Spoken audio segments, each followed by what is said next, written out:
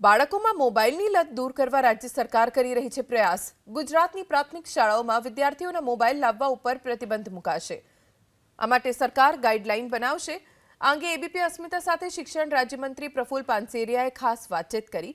પ્રફુલ પાનસેરિયાએ કહ્યું કે સીએમ ભૂપેન્દ્ર પટેલની અધ્યક્ષતામાં વાલીઓ, શિક્ષકો, ખાનગી શાળા સંચાલકોના મંતવ્યો લઈને ગાઈડલાઈન તૈયાર કરાશે।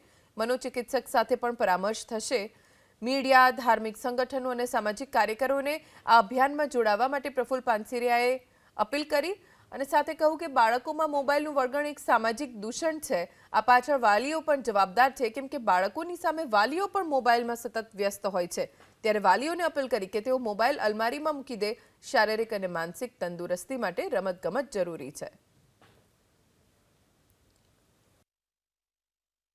अतिरिक्त उपयोग થઈ રહ્યો છે અને 4-5 કલાક મોબાઈલની સ્ક્રીનની અંદર સતત ને સતત રીલ્સ, સોશિયલ મીડિયા વગેરેમાં કાર્યરત રહેનારા વિદ્યાર્થીઓ, વાલીઓ બધા માટેની ગાઈડલાઈન, માત્ર વિદ્યાર્થી પણ હું એવું ઈચ્છું છું કે પહેલા વાલીઓ, મમ્મી પપ્પા અને શિક્ષકોમાં જાગૃતતા આવે તો જ બાળકોમાં આવશે।